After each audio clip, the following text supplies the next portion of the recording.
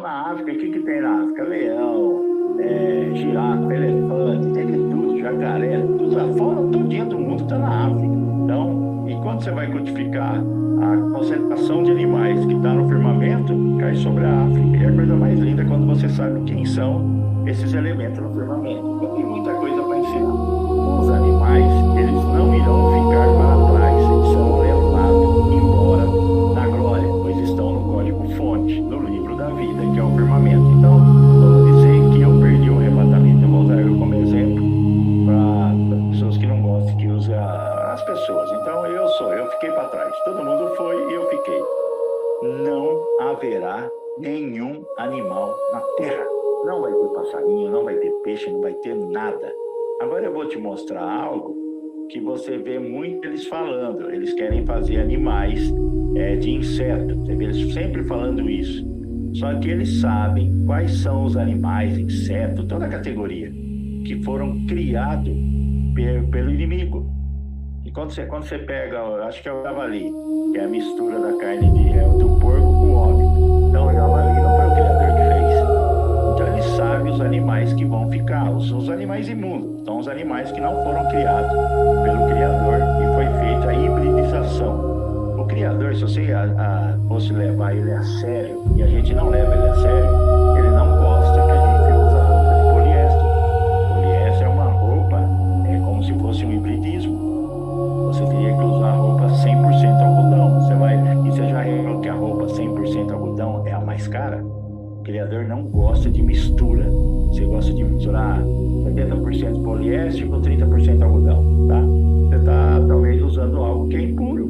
Então se fosse para levar a sério as leis, eu acho que tem que ser levada. É complicado, filho. É complicado porque o mundo não quer isso, né? O mundo quer mais facilitação, né?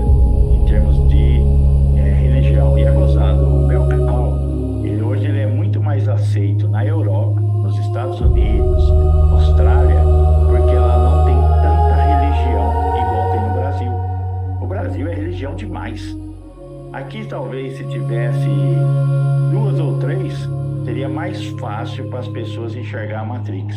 Mas são tantas doutrinas, mas tanta doutrina, que no Brasil as pessoas não absorvem. Então você vai lá na Europa, o cara não tá muito vinculado às religiões. Então quando ele vê um conhecimento, ele aceita, ele compreende talvez muito maior do que o brasileiro que está aqui. Não generalizando, claro, tem pessoas que compreendem, mas eu quis dizer assim, é aquela coisa mais pura, não se misturou com as religiões, igual os 144 mil, eles são virgem, mas eles não são virgem no ato sexual, eles são virgem em religiões, não se misturaram com as religiões, entendeu?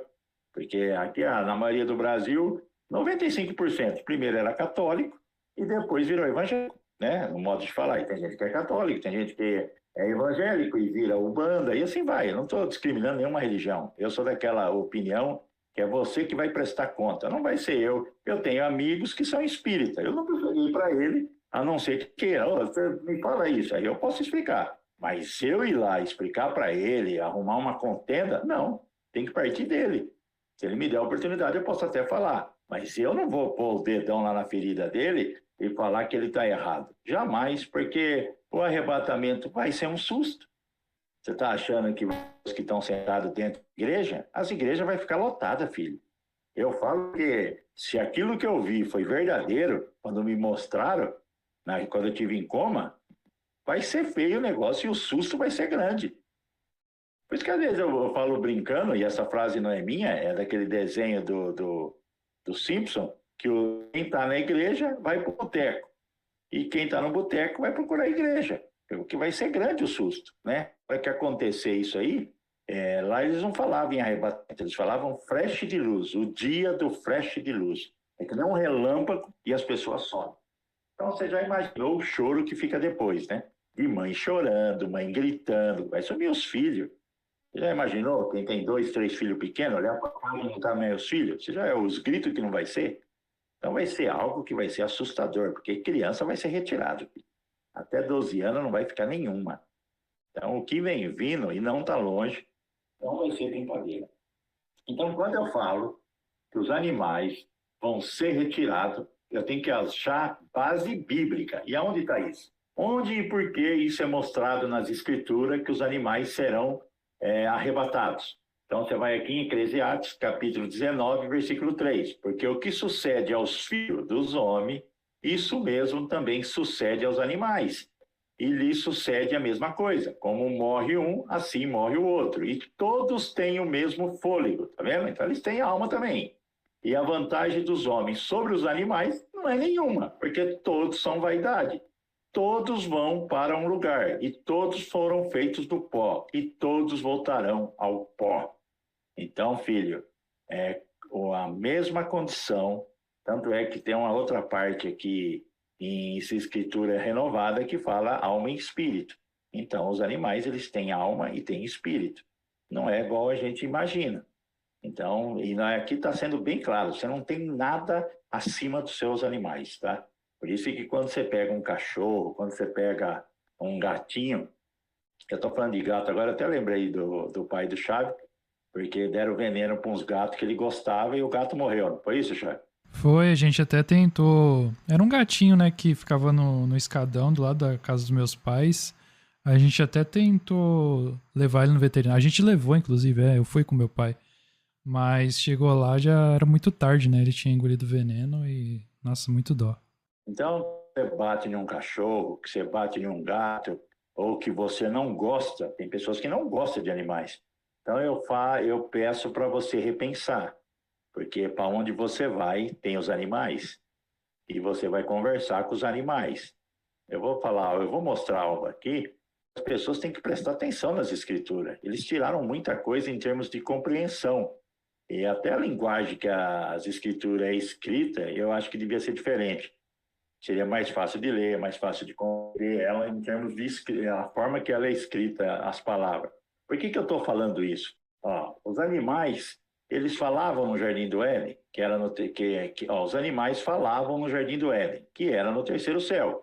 E você irá reconhecer seus animais se você for salvo. Se você for salvo, você vai reconhecer todos os seus animais.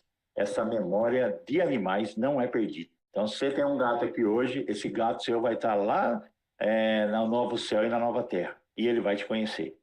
Essa memória que está contida no código-fonte, que são as plantas, os animais, isso não é retirado.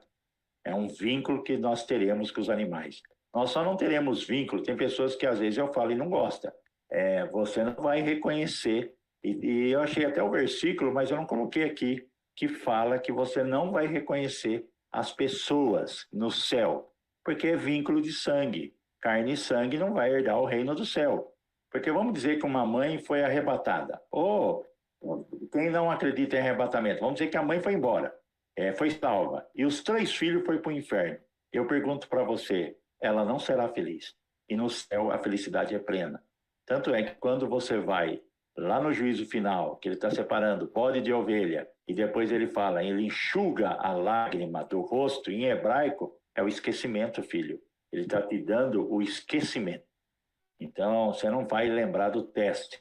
E pessoas aqui que fazem codificação de estrela vai compreender o que eu vou falar. Aqueles que não estão no teste, que caíram lutando, porque foi uma batalha celestial, eles retornam para o céu. Eles não vão nem para a nova terra e nem para o novo céu. Eles vão embora. E no exato momento que ele está indo embora, é apagada a mente é apagada.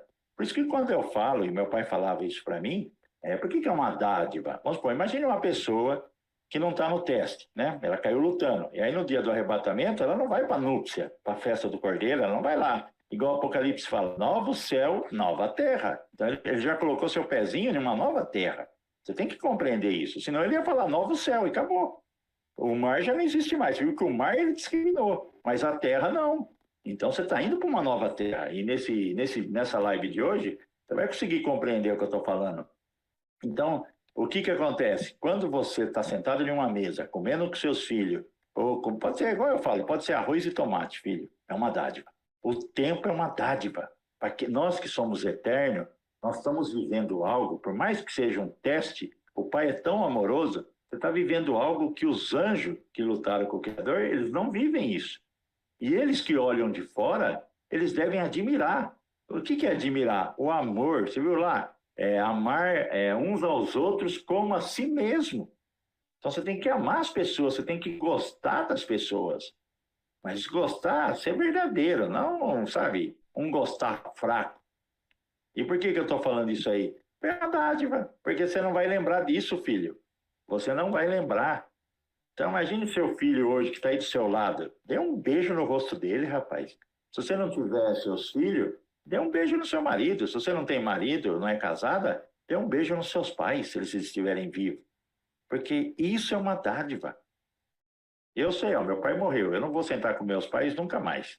Então, acabou. Hoje, se eu soubesse, quando a gente está vendo com os pais, a gente acha que o tempo não passa e nossos pais estarão lá a vida toda. Quem tem pai morto vai entender o que eu estou falando.